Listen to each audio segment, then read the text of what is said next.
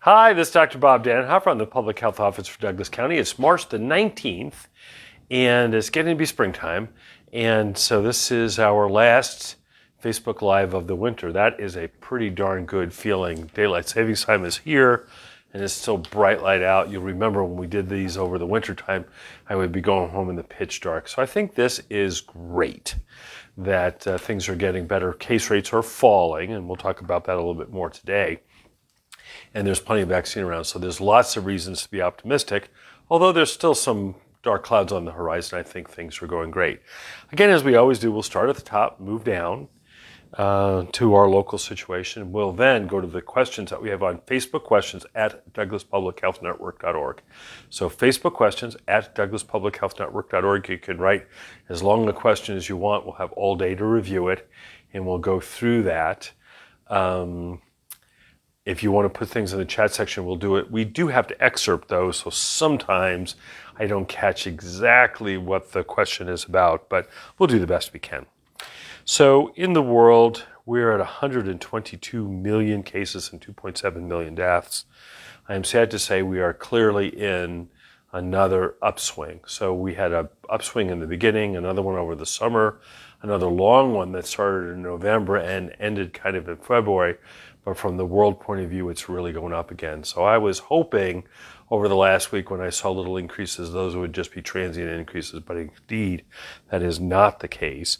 And clearly the world is now in its fourth phase. This fourth phase is worrisome because it's multi-centric. So South America, which had really been problematic for really a long time now, really since about this time last year, South America had been problematic, and they're problematic again. And so Brazil, which has had one of the second leading number of deaths, continues to have lots of cases and lots of deaths, and they're pretty much overwhelmed again in Brazil, and that may be related to that P1 variant that's there. But also Chile has had a lot of disease. What I'm also seeing is lots of disease in Europe. So Italy, France, Sweden, and some of the other scattered countries, Czech Republic and Hungary, Poland, are having lots of cases. The Middle East and also Africa. And I said this before, I'll say it again, Africa for me is one of the worst worrisome things because they've had very little disease before. Some because it might have been missed, but I really think they've had very little disease before. And because they've had very little disease before, they're prone to getting it again. Africa's got a very poorly developed healthcare system, and they have a lot of crowding. So when you think of Africa, clearly there are parts of Africa which are quite uninhabited, but there are other parts of Africa which are denser than any city you've ever seen. So if you think of Kinshasa or Nairobi or Lagos, these are incredibly dense places. I believe Lagos has 20 million people in this city, many with high rise and other kind of things where this disease could spread quickly. And the concern is if these people have if the people in Africa have no experience with the disease, no immunity, and no vaccination, and now the disease gets into those communities, it will likely start off already being a variant because that's mostly what's spreading in Europe and Africa. And then who knows how much worse that variant could be after it churns through many generations in Africa. So that's worrisome. It's also worrisome in the Middle East. So start off in Israel. Israel's doing a little bit better now, but around them, there's lots of disease. And as you know, tremendous disruptions in Syria, in the West Bank, and in the Gaza Strip. And so there's really the potential for a large outbreak there. So the world situation, not that good. The U.S. situation is still looking better. We're 30 million cases, 552,000 deaths. The case rates in the U.S. have started to plateau at about 50 to 60,000. Still a really high number. I mean, 50,000 cases every single day is a huge number. You know, you remember back to like the salmonella outbreaks. They're talking about 12, 18, 38 cases in a day. This is 50,000 cases in a day, and we say, that's a pretty good day. So we really have grown kind of immune to the tragedy that this is. In the U.S., there are a couple of hotspots, funny hotspots. Michigan, which had been quiet for a while, is now starting to have hotspots in the areas not in Detroit. They had a huge outbreak in Detroit last year. So Detroit is quiet, but the areas around Detroit seem to be having troubles. We're starting to see issues with Southern Florida. And Southern Florida is a real worry because this is where many of the young people are going for spring break. And in South Texas, the Barrier Islands in South Texas, where again, many people are going for spring break. So that's a worry that people are going to get it there and bring it back. In Oregon, it's been mostly quiet, except for Southwest Oregon. So Josephine, Jackson, Douglas, Coos, Curry seem to have more disease than the rest of the state. It's a little worrisome because these are areas that had not been much affected before, but now seem to have a fair amount of disease. Douglas County, we peaked again in mid-February. We're down since then. Looks like we'll get back to the high range and out of the extreme range, which is great news. But again, there's still a few days left, so I don't want to predict for sure. But if the trend continues, it looks like we'll be down. What we're seeing is mostly workplaces, schools, churches, and households. Long-term care facilities have not been an issue lately, and other healthcare facilities have not shown up a lot. But again, workplaces, schools, churches, and households. For testing, still widely available. We really, really encourage people who are sick to get tested. And with vaccine, the effort is going very well. We'll talk a little bit about that later, but that's going well, and we'll get to there later today. But let's answer your questions. So Kathy says, I've talked with several members of our community who do not plan to be vaccinated. They range in age from the mid-40s to the mid-60s, and they live or work in Roseburg. And I think that's true. I think when they look at surveys, it's people of all ages, of all places. There's certain differences. There are certain older people more likely to get vaccinated, younger people less likely to get vaccinated. There may be some political differences. I think urban people more likely to get vaccinated than rural people. Certain minority groups do not want to get vaccinated, so it varies around. So if 40 to 60% of the population do not get vaccinated, what does that mean for our ability to return to normal life? So again, if we had everybody vaccinated, we could just magically vaccinate everybody tomorrow, this disease would rapidly go away, and it would be easy to get back to what we consider to be normal life. The more and more people who are vaccinated, the less and less this will spread. There's not like a cliff that you fall off. The more people get vaccinated, the less and less disease you have. Let's say 50% of the population gets vaccinated. So if 50% of the population gets vaccinated, what will happen then is that the disease transmission will decrease by 50%. Because imagine a situation where you're in a crowd before there was vaccine. If you would infect 10 people in the crowd, now because only half of them can't get the disease because they're vaccinated, now you'll only infect 5. So you could imagine that over time, the size of the outbreaks would decrease, and that outbreaks would be less and less, but they won't go away. Now, if 99% of the population was vaccinated and you were positive in a population, you might only get one person out of 100 sick, and then they might only get one person of 100, and you could see how that would die off all that more quickly. What does it mean? It means that if only 50% of the population gets vaccinated, we're going to continue to have cases. And when we continue to have cases, we may continue to have restrictions.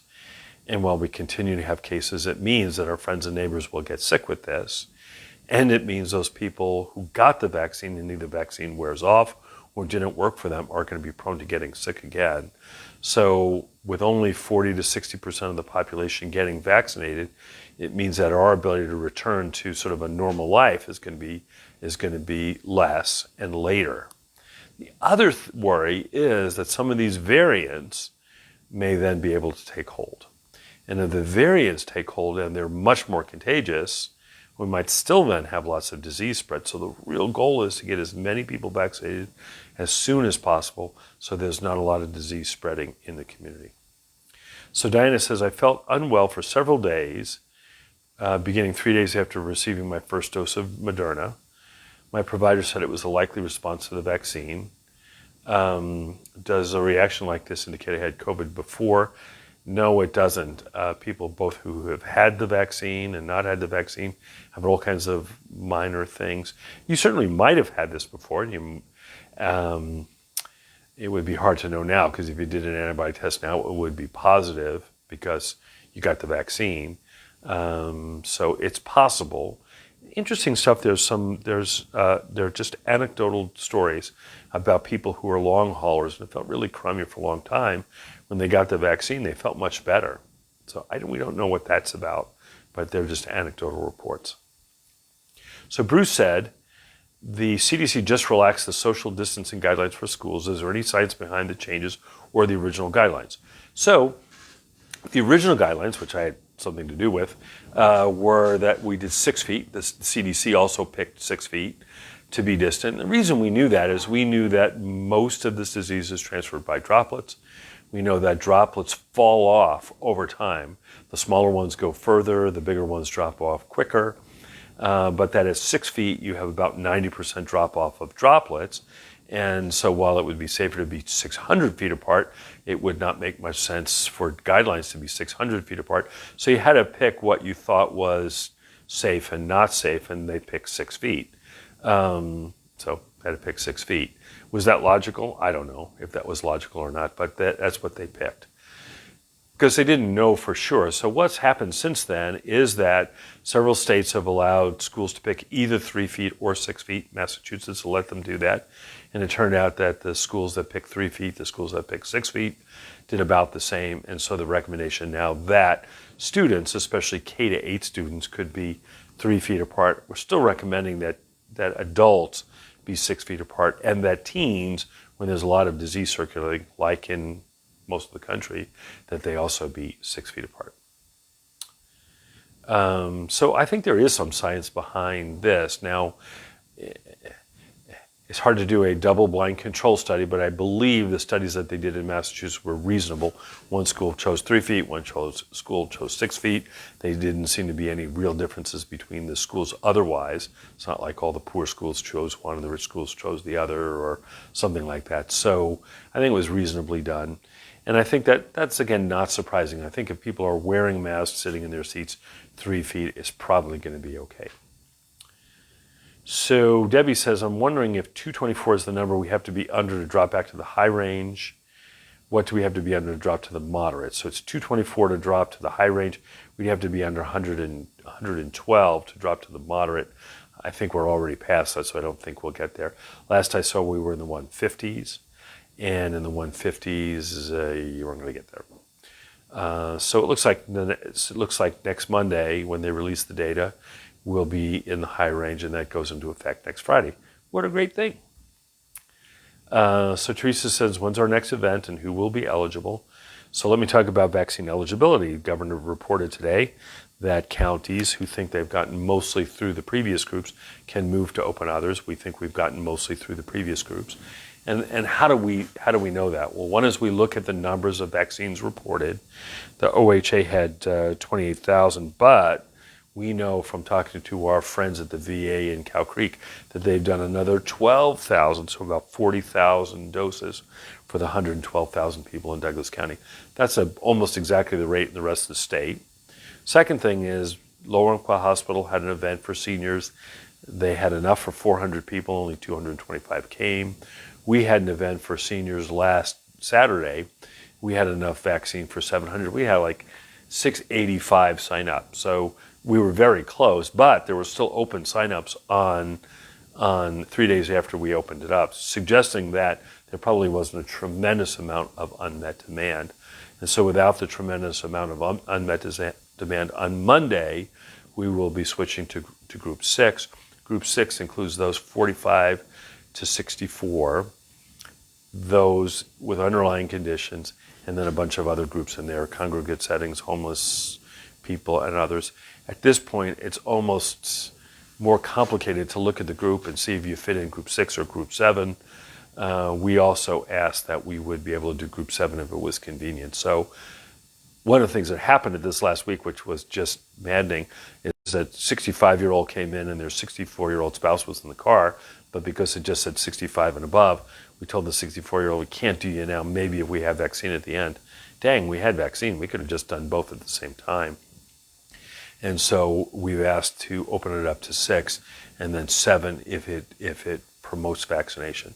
So for example, you could imagine if we travel to a very rural area and do it, and there are only 50 people between 45 and 64 there, if there are another 50 people between 25 and 45, you're already there, you already set it up.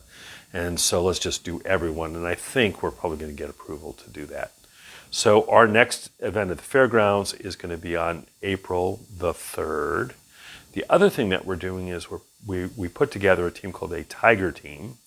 And the Tiger Team is their job is to do these events, not the big events like at the fairgrounds where there are 500 or more doses centrally located. They're going to put together 80 events over the next 5 months in smaller areas and smaller groups, so that they would typically do 100 or 200 vaccines a day.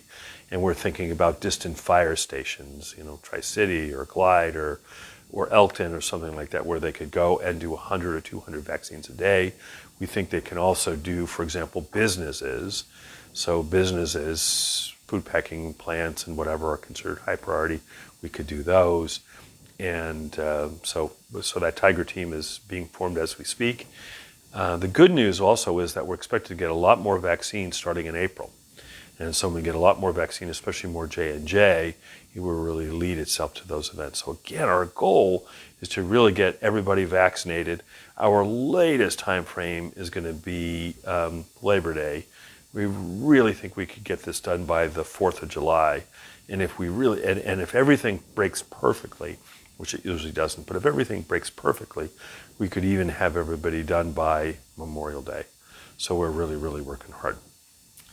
So Cheryl says, when can adults 50 to 60 get the vaccine in Douglas County? Monday. So what is considered a fever for a COVID patient? If you were to get tested from the start of symptoms, on what day of symptoms should you take your test? Well, typically the best day to take the test is on the second day of symptoms. The first day of symptoms, we still miss some people if you take on the first day, and because sometimes the first day it's hard even to know if you have symptoms.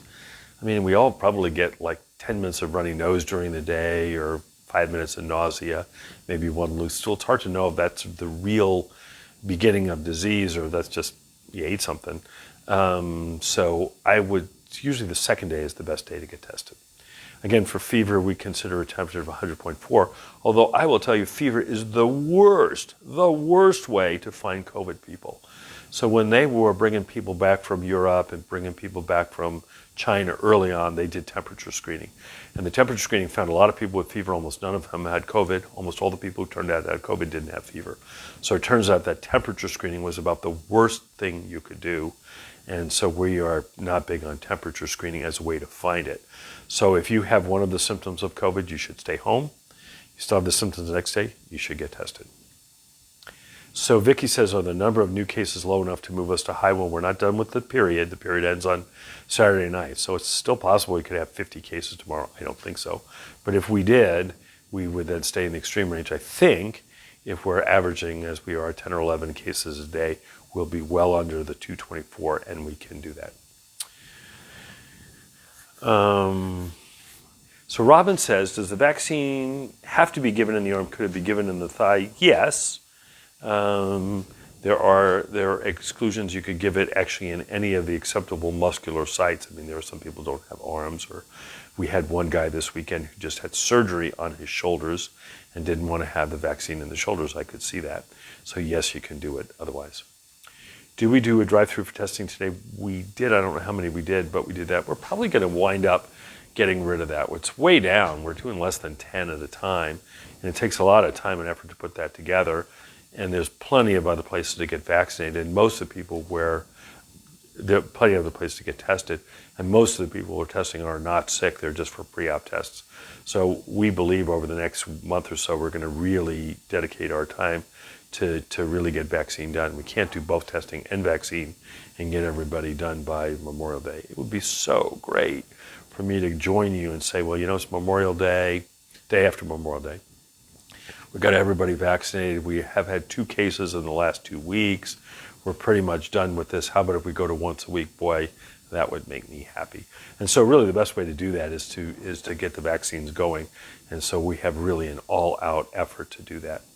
So Ann says, do you need the vaccine every year like the flu vaccine, or is it a one-time vaccine? We do not know the answer to that. I think it's 50-50 where there's going to be one time or where there's going to be a booster. I think there's a good reason to think that it could be a booster, that what might happen is that the booster will contain the variants. So right now the vaccine contains the original virus from China, but we think that there are variants from the UK, from South Africa, from Brazil, and it may well be that the booster has variants from all those different places, so you'll have immunity to all of those. So I think it's probably going to be a yearly vaccine. So Rebecca says, what's the position on being vaccinated during pregnancy? With a lot of people with lots of different things. There have been over 30,000 women have been vaccinated during pregnancy. Does not seem to cause any troubles. We know that women who are pregnant, because they've got this big baby pushing up on their diaphragm, don't do particularly well if they get sick. So the recommendation from many groups, including ACOG and Academy of Pediatrics, is that pregnant women get it. And when I've looked through the data, that looks like prudent advice. So my recommendation is that people who are vaccinated should get vaccinated.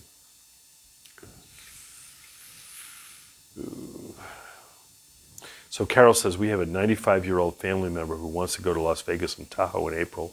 Given her age, is it recommended waiting 3 weeks rather than 2? It is still not recommended that you travel, except for emergency travel.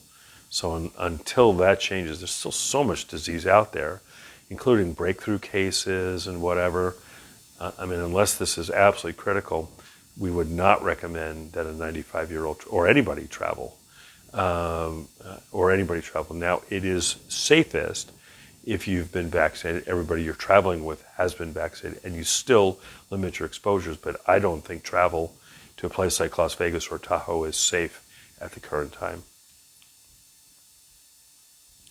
So Heather says, will they really be pressing for trackers on our kids during and after school? I don't think so. We're not there yet. Although what I tell people is, if you want the world's best tracker, it's your phone, right? It tracks everywhere you've been. I don't think they're going to do that. They have used these trackers in other countries. The NFL used these trackers. They're like little things that sit on your lapels, and they give you a sense of how close you've been to other people. There's a phone app that they were talking about using in Oregon, totally voluntary, that would show where you're at, and if you were 6 feet, 15 minutes from somebody who was subsequently a case, you would get a warning about that. I think people are creeped out enough about that I don't think that is likely to happen. So somebody says, please explain how OHA counts cases versus our daily report. So the OHA counts cases as they receive them. And so they receive cases in a couple of ways. They can receive cases when an electronic lab report of a positive case comes in. They can receive a case when we report to them a case or presumptive case. They can get it when they get a report from another state, and they receive their cases slightly different than we receive ours. So that if there's somebody from Oregon who travels and they're in Mississippi and they get a case, and the case then gets reported to Mississippi and then Mississippi reports it to Oregon, they obviously get it before Douglas County does, usually within a day. And then on the other hand, we very frequently know about cases before the state knows about them, because I get a call from a doctor, from a business or whatever. They say, a person just tested positive. The state doesn't get that until the middle of the night. We got that right away. So we know about some cases they don't know about. They know about some cases we don't know about. And so the cases are at any one point maybe slightly different. Over time when we follow, they're exactly the same. So that if you look at the time, they're exactly the same. So there's no discrepancy there. The other thing is, in our daily report, we count cases that we receive as of 11 o'clock in the morning. And the reason we did that is we don't want to say, hey, there were no cases today. And people say, wait a minute, I was at the urgent care this morning and I saw 2 people that would get test positive. So that's why we report our cases as of 11 a.m., whereas the state ends their counting period at midnight the night before. So in the morning when they report the cases for yesterday, they reported cases from Thursday at 12:01 a.m. to midnight. When we reported the cases today, we reported all the cases between 11 a.m. yesterday and 11 a.m. today. So we're always a little ahead of the state, but in the end, they come out exactly the same. And I've done that study a couple of times, and we're down to the last one, correct? Yeah, so Jamie says, why don't healthcare workers have to quarantine or be contact traced? This is one of the great kind of mysteries of this whole pandemic, right? You would think that healthcare workers of anyone should quarantine or isolate. Early on, CDC considered that if you did that if you were around somebody who was positive, that after a week or so in the emergency room, there'd be nobody left to work in the emergency room, because there'd be nobody left to work in the emergency room, because everybody would at some point be exposed. So they made the decision that healthcare workers with exposures in the healthcare don't need to quarantine if they've been exposed, and don't need to be contact traced if their exposure happened while at work. That has been controversial, right? Because you would want especially healthcare workers to stay home when they're sick. It's kind of worked out okay, but I will tell you, it is truly amazing. The first time I saw those guidelines, I raised my hand. You must have made a mistake. Really, healthcare workers don't need to quarantine, and then it was explained the difference. And I'm not still sure that I totally agree with it, but that's what it is. So Dale says, am I in group 6 with high blood pressure? So the stuff on pre-existing conditions is so confusing. It's so confusing. Some of the diseases and some of the conditions are very obvious. Sickle cell disease, there may be 5 people in the county with sickle cell disease. Down syndrome, probably less than 50 people in the county with Down syndrome. But then it says heart disease. So high blood pressure is a kind of heart disease, and they let people self-attest. I think it's basically worthless.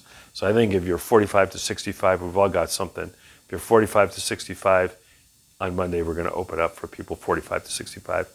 We're not going to say, well, I want to see your medical record. Show me the medicine you're taking for your blood pressure. Let me take your blood pressure. We're not going to do that kind of stuff.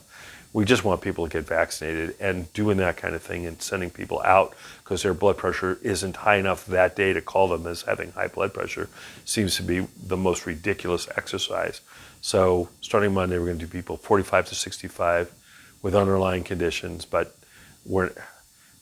there's no place that has enough time or money to go ahead and check to see if you've got one of those underlying conditions. So Barbara says, can one get my second shot if I'm sick? So if the question is, should you get your second shot if you're sick? The answer is no, because if you're sick, you should stay home. You can get the shot up to 42 days after the first, perfectly safely.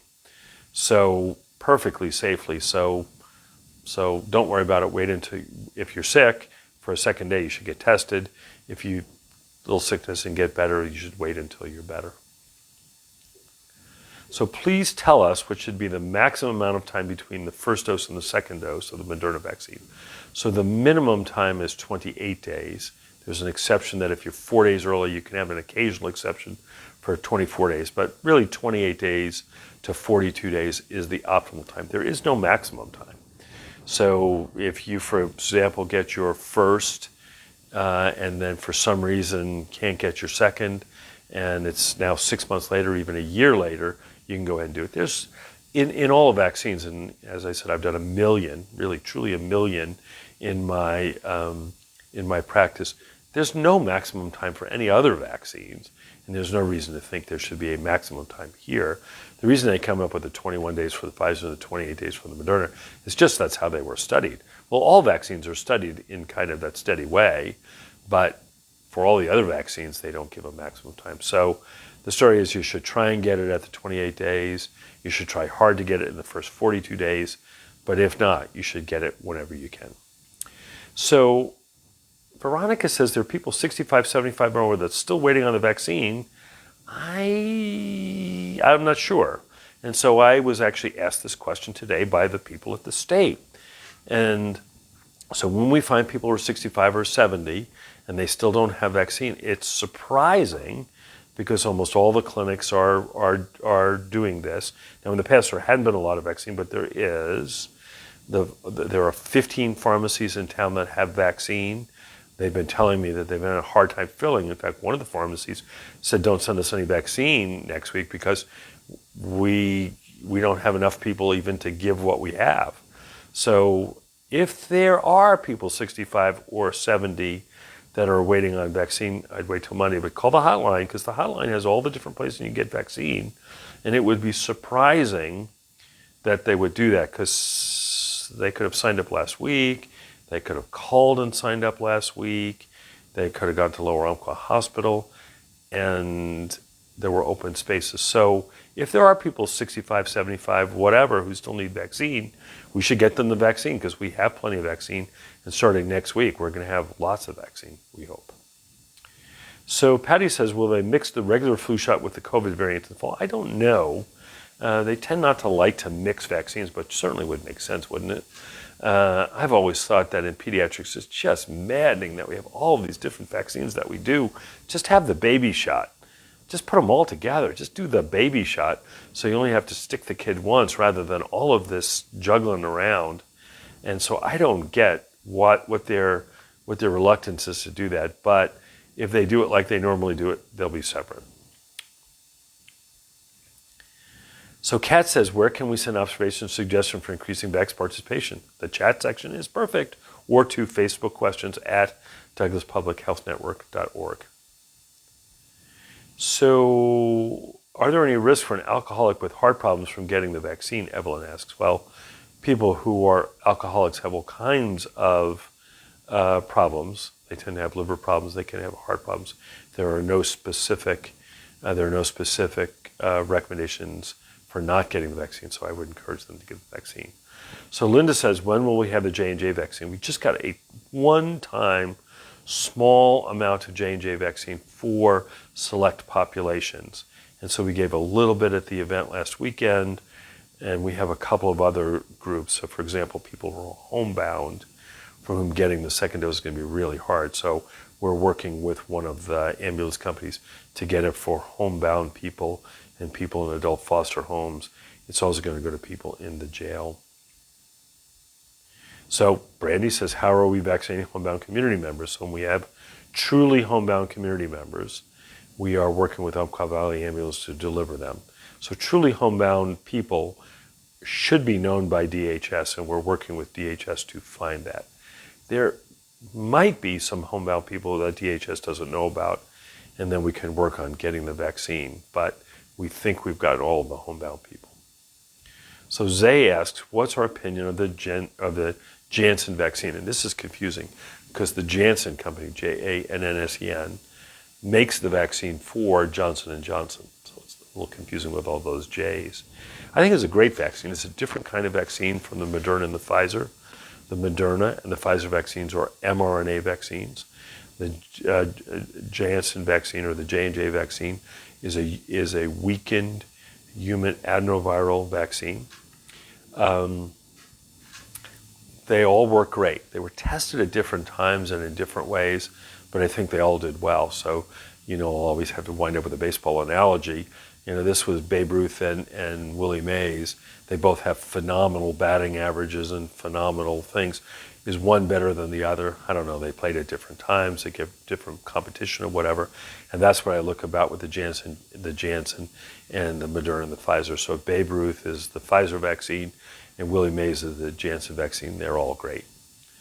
So I would get whichever one is available. The J&J vaccine has the advantage that it's a single dose, and you're considered fully vaccinated 14 days later.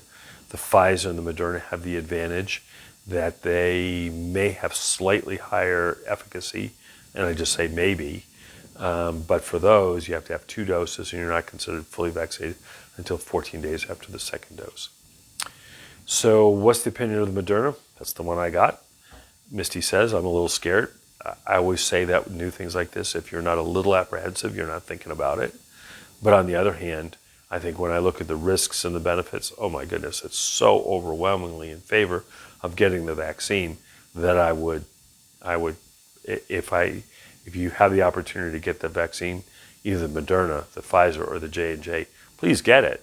Because remember, we have to get enough people vaccinated to keep this disease from spreading so that we can get rid of the masks, we can get rid of school distancing, we can get rid of those things. We're not going to be able to get rid of those until we can drive the case rate low. And the only way to drive the case rate low that I can see is getting enough people vaccinated. Okay, well, let's talk about some things. We already talked about the new school spacing guidelines. So previously it had been 6 feet for everybody. Now for K-8, it's 3 feet. For high schoolers, it's 3 feet where there's very little disease circulating, 6 feet where there is more disease circulating, like in Oregon, and always 6 feet for adults. Second thing that came out is the Astrazeneca vaccine. So the Astrazeneca vaccine, which is a chimp adenoviral vaccine, has been in widespread use in Europe. There had been some concern about some clotting and some low platelets that they'd seen with it. And so a bunch of companies suspended the use of the vaccine. The European agency looked at it very carefully, and I haven't seen their final report yet, but the news reports suggest that they said it was safe, and because it was safe, it was allowed for use. So when they publish their scientific report, I will certainly read that. Again, we're getting more vaccine. For this next week, we're getting actually the most vaccine we've ever gotten. So in the county, we're going to get about 8,800 doses. Almost no J&J. It's almost all Pfizer and Moderna. But 8,800 doses is a lot of doses in the community. So we're asking all of our vaccinators to take as much as you need and give it as quickly as you can. And we have 30 clinics, 15 pharmacies, a bunch of other novel providers like dentists and whatever who are delivering the vaccine. We're going to give them as much vaccine as we can, and we'd like people to get it in over the next bit. We're going to have another big event at the fairgrounds on the 3rd. Aviva's planning some other big events, and our Tiger team will start in April when the new bits of vaccine, especially the new J&J vaccine, comes in, to do these events at more distant places around the county. A couple of other things that we're seeing. COVID arm, we saw a case of that the other day. So COVID arm usually happens with the Moderna vaccine, usually happens on the side you get it, usually happens 5 to 10 days after you get the shot. It looks sort of red and angry. People complain it hurts a little bit, it's a little bit itchy. It goes away in a week or so. We think it's a late hypersensitivity reaction to the vaccine. So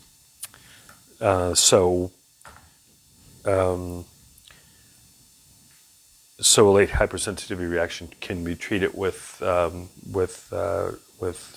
Benadryl, and it usually goes away on its own. It's not a reason not to get the second dose if you get this with the first, although they recommend if you get it on the one side, you get it on the other side. Second thing we talked about was adenopathy, which are lymph nodes after getting the vaccine. That was reported in the trials, and it's been reported since.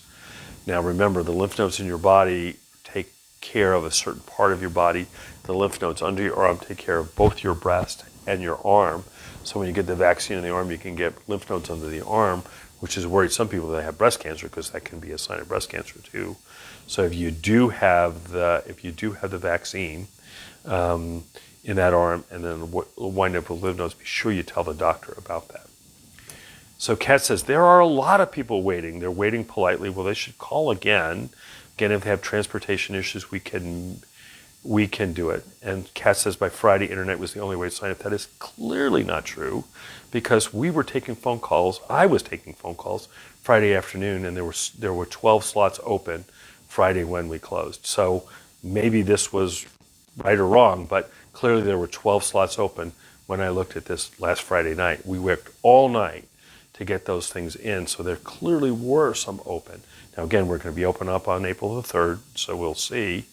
Again, if they're waiting politely to hear from their PCP, they may call them again and see, because many of these PCPs made the appointments back at the time we didn't have enough vaccine. So now that there's more vaccine, they may be able to get them in. Again, if you have transportation issues, for people on OHP, we're working with Umpqua Health Alliance for them to go ahead and get it done. So I know the numbers on Friday, that it was clearly open. So Rick says, will Douglas County move up its eligibility for vaccines on March 22nd under the new guidelines? So we think we vaccinated most of the seniors. Again, there may be the occasional person out there who's too polite to have signed up or couldn't sign up online or something like that. But for the most part, our clinics are telling us they're having a hard time filling. Our pharmacies are telling us they're having a hard time filling with seniors. Lower income hospitals tell us they have a hard time filling. And we did this thing where we had open sign-ups and we didn't totally fill. Now, there may be an occasional person out there who hasn't gotten a vaccine, but I don't think it makes sense to not open up the new people for the occasional people who don't. So again, if you've not had vaccine yet, call the hotline on Monday and we'll see if we can connect you with one of the many, many, many vaccinators. So will Douglas County move up its eligibility on March 22nd? Yes. So I wrote the preliminary letter today and that'll get submitted. And so that we're going to do it. Now, when we look at the number of seniors who have been vaccinated, it looks relatively low in comparison to the other counties, but there are 12,000 vaccines that were given by the Cow Creek and by the VA that don't count in those numbers because of a weird way they count it. So what happens is some of the vaccine, much of the vaccine, goes from the feds to the state, from the state to the county, and then from the county to one of the other providers. When one of those providers, Evergreen, Aviva, Kids Docs, any of those people, when they give the vaccine, they put it into a system called Oregon Immunization Alert. Oregon gathers that data and sends it to the feds, and many other states have the same thing, and they all send it to the feds, and the feds collect them. However, the two groups in the state that are getting vaccine directly from the feds are the VA and the Cow Creek tribe. And what they're doing then is they have to send their reports directly to the feds. So they do send their reports directly to the feds. So the VA has done thousands of vaccines and Cow Creek has done thousands of vaccines, and they send it to the feds. The feds have not sent it back to us, right? So they know the data. They could, and I'm not looking for people's names. I'm just looking for the numbers. You know, if they could tell us that this many 75-year-olds in Douglas County were vaccinated with federal vaccine, then we would know. So if you take the 28,000 that we know about on alert and the 12,000 that we know about in total numbers, that would suggest that the 40,000 doses have been given in Douglas County, which is about similar to whatever else is going on. So apparently there are some seniors out there who haven't been vaccinated. We're going to get to them. We're also going to get to some teachers who now want to get the vaccine, didn't want to get it in the past. Some new healthcare workers. So there are people who get hired on as healthcare workers and are eligible. So we're going to be doing everybody. So if my partner brings me for second dose on April 3rd, could he get a vaccine? He's over 60. Well, he could definitely get one because he's over 60. Whether he can get it at the same time, because remember, on the April 3rd for the second dose, we gave people second dose appointments at exactly the same time 3 weeks later that they got their first dose. So if your first dose was 11 o'clock on March 13th, your second appointment is 11 o'clock on April the 3rd, so that you knew when your appointment was by the time you left. So I'm not sure that he could get it maybe at the same time. We'll figure that out with time. We have to see, there's a bunch of things we have to see, but could certainly get it that day. So somebody who's over 60 could clearly get it that day. You might have to come back a few hours later when we're doing first doses, but we'll figure that out. So mom got the first dose at the Aviva at the fairgrounds. They have reached out to so I know Aviva has reached out to everybody for the second dose. Some of the reach out when we do it is problematic. So we'll send an email, it'll go to the spam folder, it'll go to your junk folder. Sometimes people call and they don't get it. But if they had the first shot at the Aviva, if you give them a call, they can go ahead and get you in for a second dose. So they're well over 90% of the second doses given for the people who got the first dose on the 23rd or the 30th. So they're doing a great job with that. I'm not exactly sure how your mom got missed, but if you'll give them a call on Monday, they can get her in to get the vaccines. Because they have, Aviva has a good supply of vaccines, and they've got really a great vaccine team. I mean, we are so blessed in this county to have a bunch of different places that really have done such a great job with vaccines. And again, I go to a lot of these state meetings and people are like, how did you get everybody to sign up to do it? And the answer is, well, everybody wanted to do it. And they say, my question is, how come you haven't gotten them to sign up?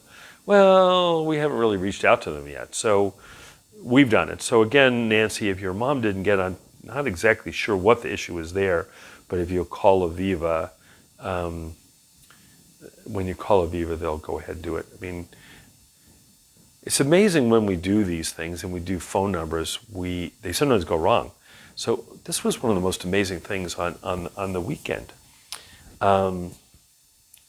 So we had about 700 people sign up. There were a bunch of people who had birthdays of 2021.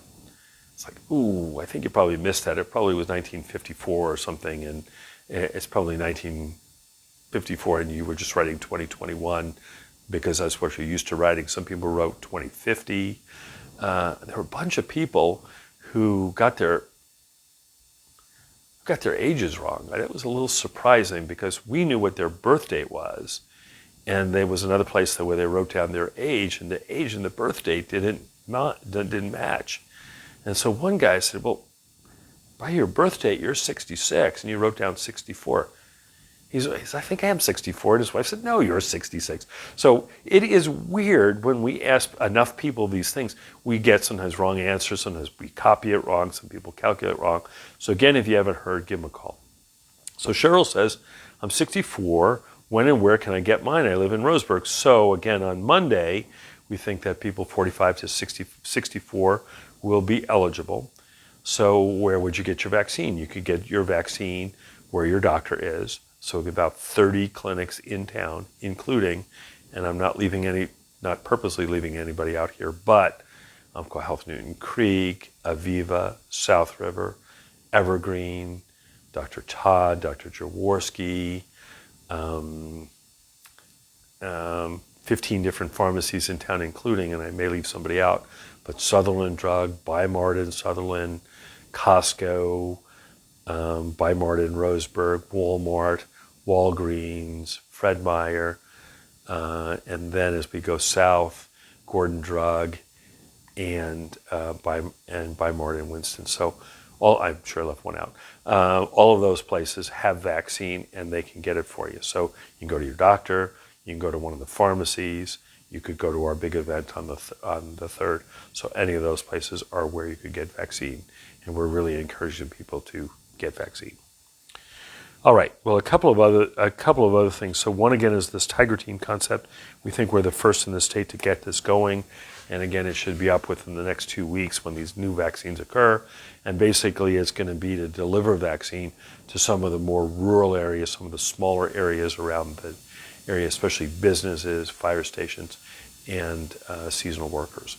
You can imagine how hard it is to get seasonal workers in other ways. So we're going to work on trying to get all those groups in.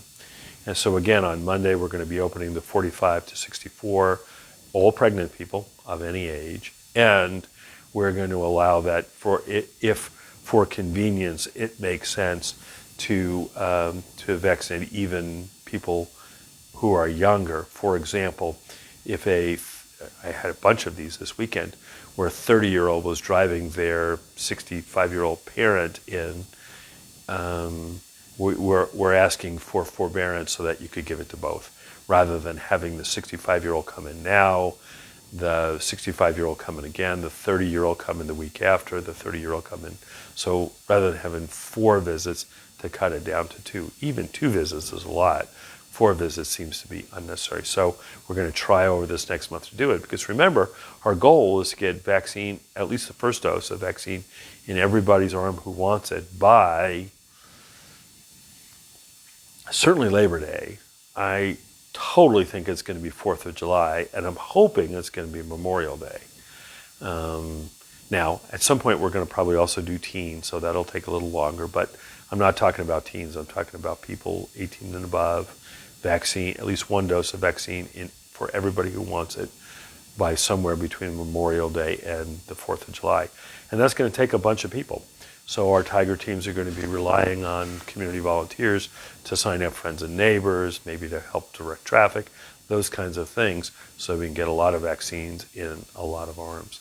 Again, the vaccine has been shown to be very safe and effective. Even though we've had a few outbreaks with breakthrough cases, the vaccine appears to be really very effective in preventing disease, very effective in preventing hospitalizations, and very effective for preventing deaths. So we're really, really encouraging people to do that. And we're especially encouraging people to do that before the variants become widespread, because we don't think the variants are going to be as amenable to the vaccine as the original disease. So that's why we want to get it done as soon as possible. All right, let's see if there's any more questions. If there are not, we'll call it a break. It is 4:52.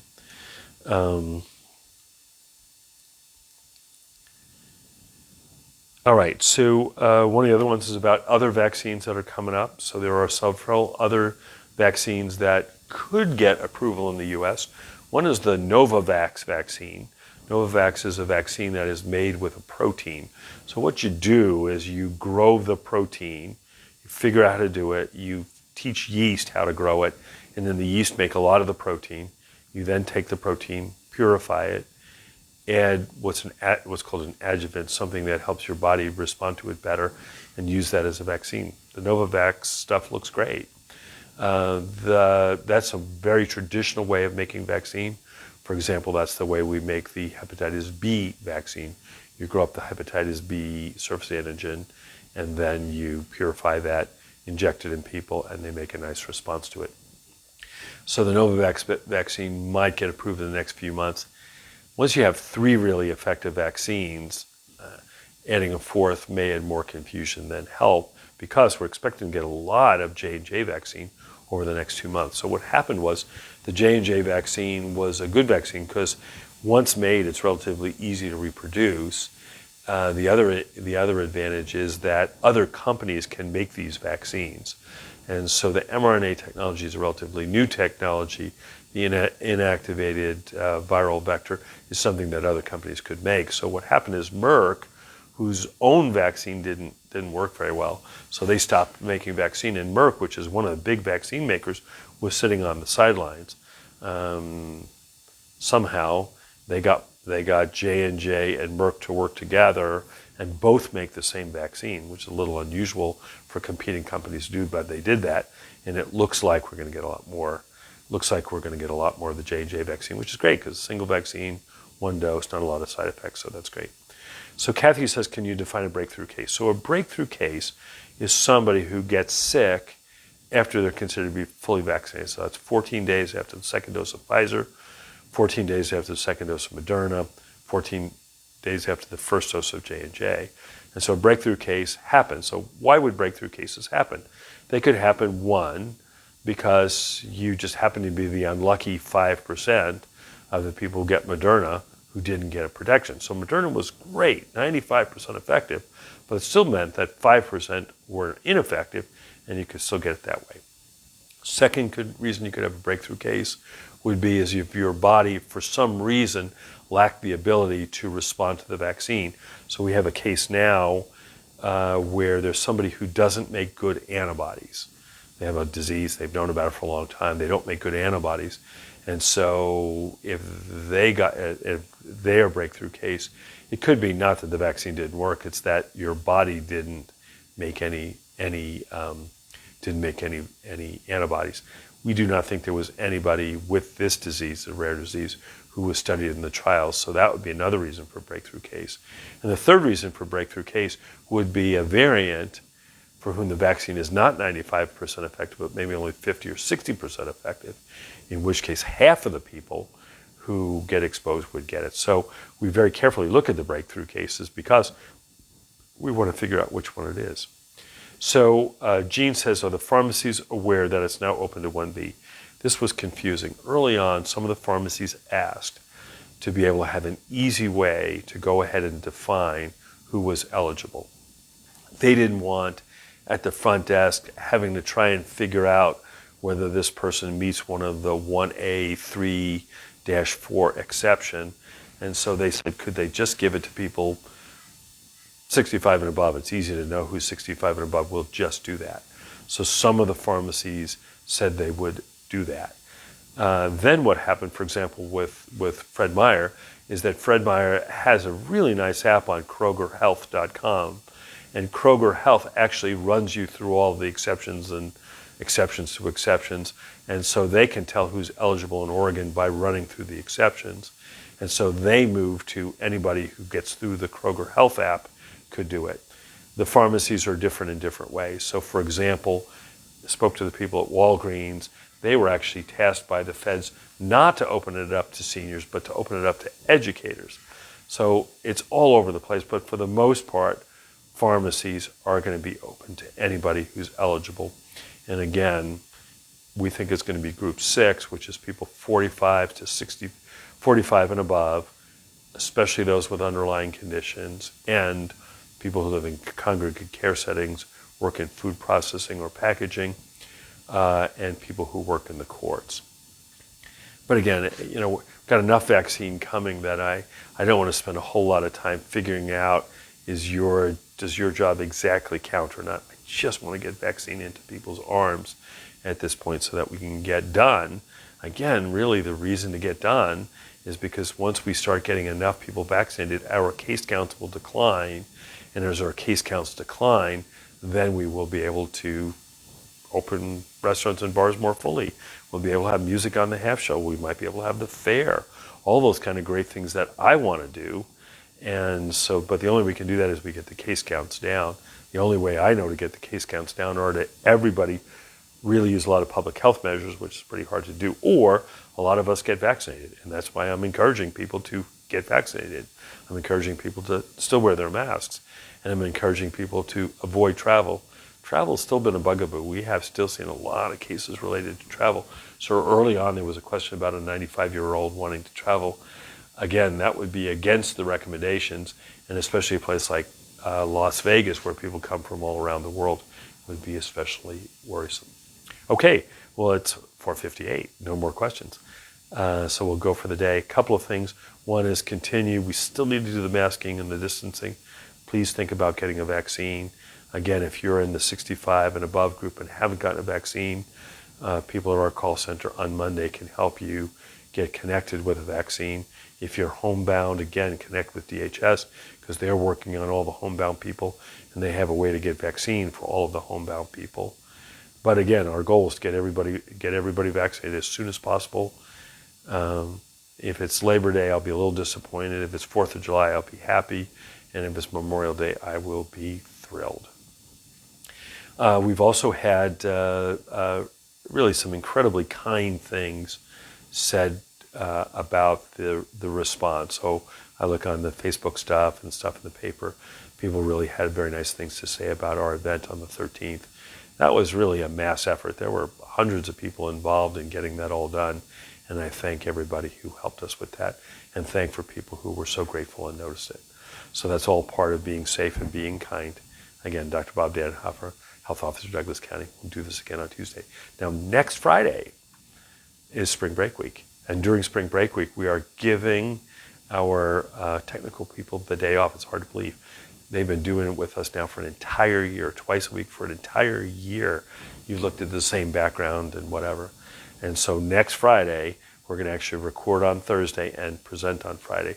So we're not going to be able to do questions here. So you must then put the questions in at the Facebook questions at douglaspublichealthnetwork.org. So put them in there, and we'll gather as many questions as we can on Thursday. We'll tape this on Thursday and send it out on Friday, but we will not be doing live questions on Friday. So if you join and you say, well, why isn't he answering my questions? It's because we're not going to be doing live questions. We will collect those questions and do them the next Tuesday, but this Thursday would be a great time if you want to share a story. For this next Thursday would be a great time if you want to share a story, would be a time if you want to hear something more in depth than we've done before. If you want me to repeat one of the deals, if you want us to do the doppelganger analysis, or whatever you'd want us to do, that might take a little more time. I think we'll have a little bit more time next Thursday for publication next Friday. Again, be safe, be kind. Thanks so much.